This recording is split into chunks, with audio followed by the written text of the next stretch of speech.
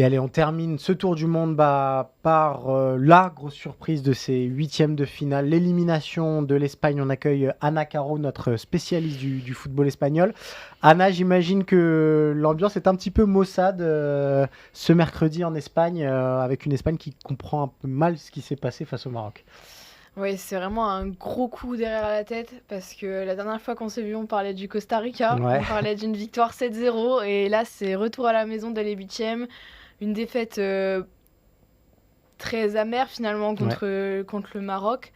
Si on prend du côté de la presse espagnole, il y a, comme toujours, la presse catalane d'un côté, la presse madrilène de l'autre. ouais, La presse catalane qui va être dans l'émotion, finalement, dans cette élimination qui fait mal derrière la tête, finalement, avec tous ces joueurs du Barça ouais. qui sont dans le groupe. Et puis si on regarde du côté madrilène, finalement, il y aurait presque de la joie, en fait, de voir cette Roja éliminée si tôt. Parce qu'on déteste Luis Enrique, tout simplement. On déteste ce qu'il a mis en place depuis des années et que il y a beaucoup d'éditorialistes, de journalistes qui attendaient finalement que ça. Hein. Si on regarde Ouais. par exemple El Chiringuito, Mm. pour eux c'était heure de gloire hier soir. Donc bon voilà, c'est un peu compliqué à cerner une telle élimination. Moi, je voudrais t'interroger, Anna, sur les réactions des joueurs espagnols et du sélectionneur Luis Enrique. Je les ai un petit peu trouvés de manière personnelle, un petit peu déconnectés de la réalité.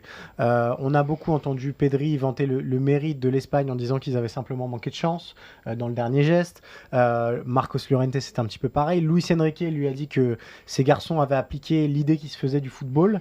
Euh, Pourtant, face au Maroc, moi j'ai trouvé que c'était le Maroc qui était le plus dangereux, paradoxalement, et que cette possession stérile espagnole qu'on avait déjà vue par le passé, mais là on était presque sur une caricature face au Maroc. Est-ce que le football espagnol n'a pas un peu du mal à se remettre en cause, peut-être? Alors, il a du mal à se remettre en cause, mais la Roja est un peu l'aboutissement de tout ce manque de remise en question. Ouais, Parce que si la Roja joue aujourd'hui comme ça, et on sait pourquoi Luis Enrique est critiqué, etc. Mais si la Roja joue comme ça, c'est parce qu'elle a des joueurs pour jouer comme ça. ok. C'est parce qu'elle a des joueurs, parce qu'elle a des Busquets, Pedri, Gavi, et qui sont pas des joueurs de transition. Gavi peut-être un peu plus, mais du coup c'est le seul Mm. dans le trio. Et donc, quasiment obligatoirement, il y a ce football de possession. Alors le problème, c'est que là, on a vu un football de possession ultra stérile. Mais le problème aussi, c'est que devant, ils ont Dani Olmo, Ferran Torres, Mm. ou des Ansu Fati qui sortent du banc. Et honnêtement, c'est pas un niveau incroyable. C'est pas la France qui peut faire rentrer des Giroud, etc. Bon, Giroud, il est titulaire là lors de la Coupe du Monde, mais ils ont des joueurs d'impact, la France, Ouais. là où il n'y a pas du tout ce réservoir-là en Espagne.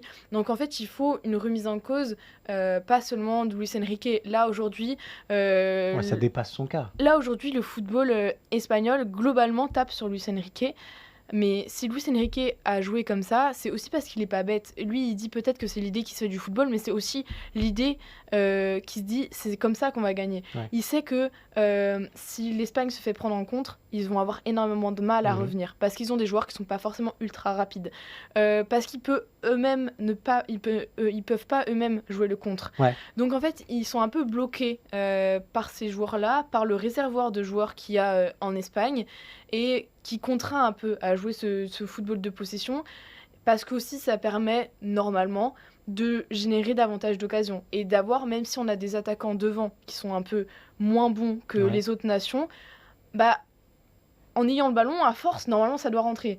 Là, fait est que c'était pas le cas et qu'on a eu des attaquants hier qui ont été quand même assez mauvais, il faut le dire. Mais comment on explique que ce cadre idéologique espagnol ait du mal à être peut-être assoupli? On a vu les évolutions en football de club où la transition est devenue un petit peu la norme, et on a vu à quel point le FC Barcelone avait eu du mal justement à se plier à cette norme-là.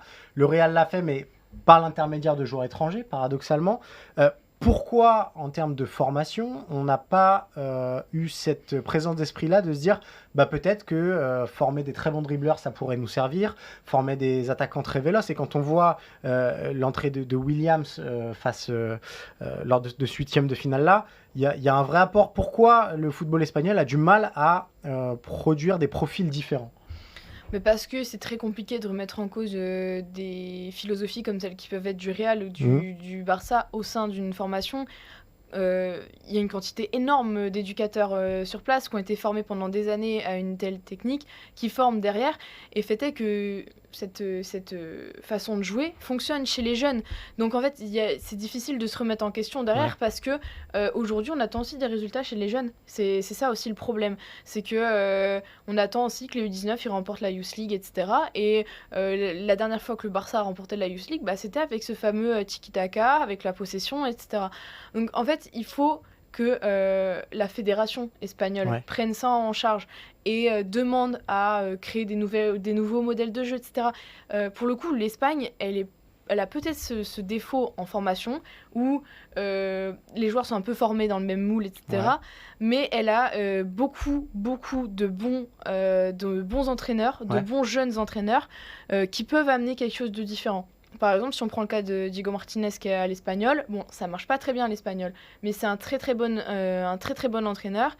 Il a appris à l'étranger, Ouais. donc pas seulement en Espagne, et donc lui, il connaît davantage ce football de projection, etc.